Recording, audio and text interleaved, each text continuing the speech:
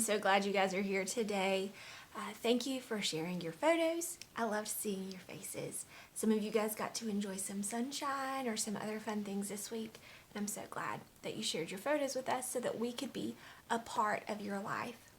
So we are going to continue our study through the book of Acts, and it is the one history book that we see in the New Testament that tells the history of the early New Testament church. So we studied through the Gospels, Matthew, Mark, Luke, and John, and we spent a lot of time studying about the life that Jesus lived here on earth.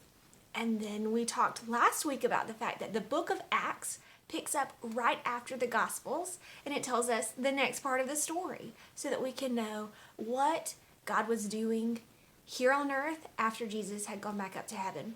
And so that's what we're going to be studying.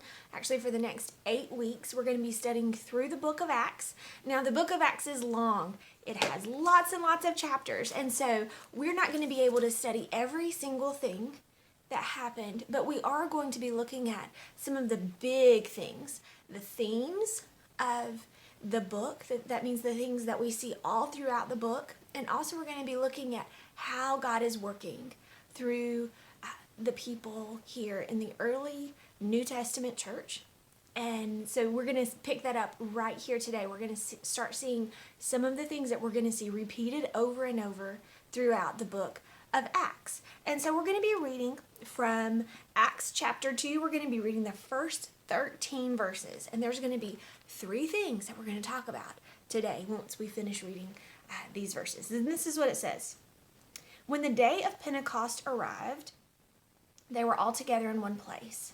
And suddenly there came from heaven a sound like a mighty rushing wind, and it filled the entire house where they were sitting. Okay, let's pause for just a second. Do we remember who we're talking about? So we were talking about after Jesus ascended into heaven, or right before, he told them something that was going to happen. And he said, stay in Jerusalem until this thing happens. I'm sending a helper. And then he went to heaven. And then they were standing around looking up into heaven. That's what we studied last week. And the men came and said to them, why are you standing around here waiting? Just like Jesus went up into heaven, he's going to come back. But right now, what was the job God gave you to do? To go and to tell and to make disciples. And so this was while they were still in Jerusalem and they were waiting. So these are the apostles that Jesus had set aside. And so that is who is waiting right here. And what did it say happened? A mighty sound, like a mighty rushing wind, filled the entire house where they were sitting. And divided tongues as of fire appeared to them and rested on each one of them. And they were filled with the Holy Spirit and began to speak to one another in other tongues or languages as the Spirit gave them utterance. So what just happened? So the people are sitting here and they're waiting. And Jesus had told them that something was going to happen, and now something happens. A mighty sound, like a rushing wind, fills the whole place that they are. And then something appears. What is it that appears? It says it looks like tongues of fire. Have you ever seen a fire? And like you can see like the little flames coming up in different ways, and it almost looks like the fire is licking the logs that are burning. Well, that's what happens. So it doesn't say that there was a fire, but it said that something appeared that looked like flames of a fire. And they appeared and it rested on them, each one of them. And each one of them was filled with the Holy Spirit and began to speak in other tongues as the Spirit gave them utterance. So it says that they started to be able to speak in other languages as the Holy Spirit gave them the ability. Now, that's a lot that just happened, right? So this is all happening with the apostles, the people who Jesus had set aside for his work. So now the Holy Spirit has come upon them and something amazing has happened. They have the ability to communicate in ways that they didn't before. So it's not a human ability, it's a Spirit-given ability that they have. So here we see that God is equipping the people that he gave a job to do. What did Jesus tell them to do? He said, go, therefore, and make disciples of all nations, right? Baptizing them in the name of the Father and of the Son and of the Holy Spirit. And where were they supposed to go?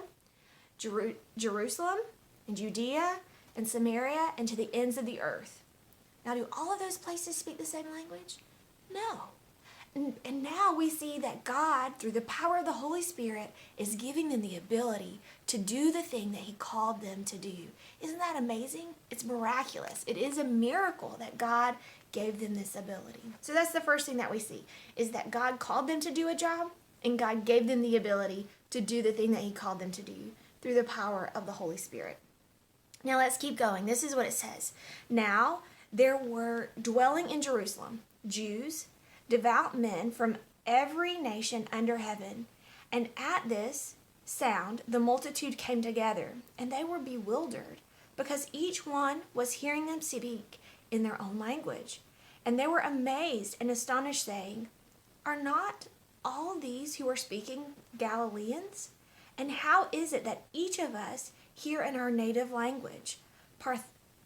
Now here's a lot of different places and a bunch of different names. So I'm going to do my best to read all of them. It says Parthians and Medes and Elamites and residents of Mesopotamia, Judea, Cappadocia, Pontus and Asia, Phrygia and Pamphylia, Egypt and the parts of Libya belonging to Cyrene, and visitors from Rome. Whew, that was a lot of places, right? Both Jews and proselytes, Cretans and Arabians.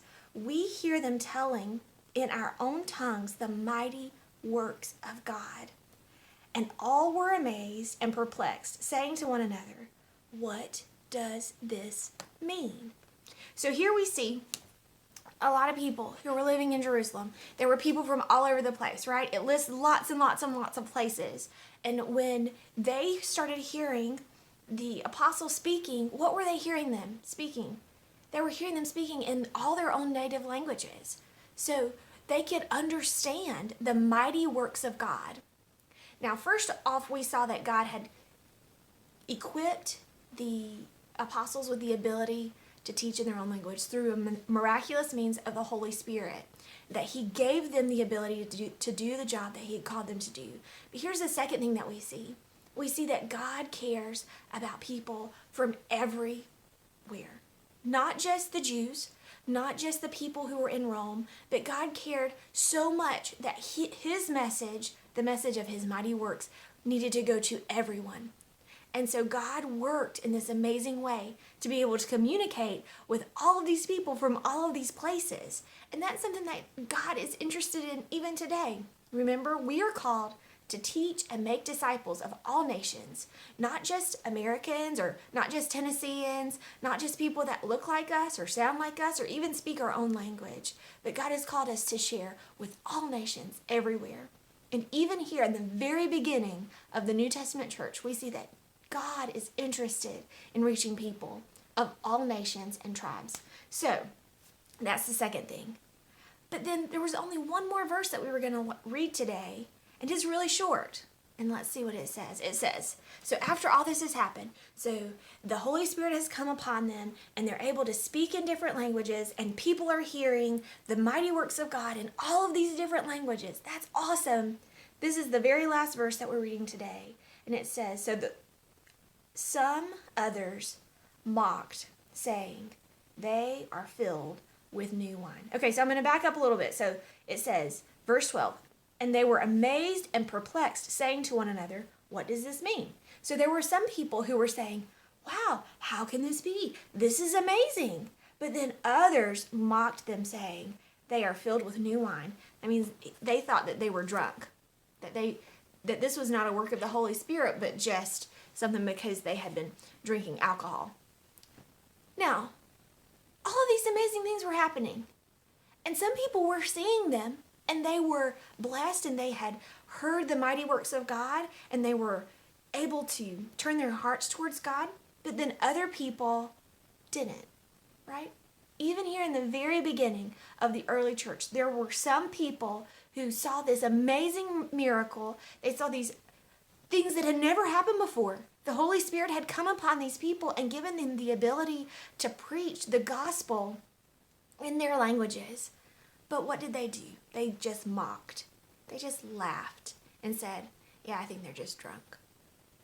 So even here, we see another thing that we're going to see throughout the book of Acts, that God is sharing his message and that sometimes people choose not to listen.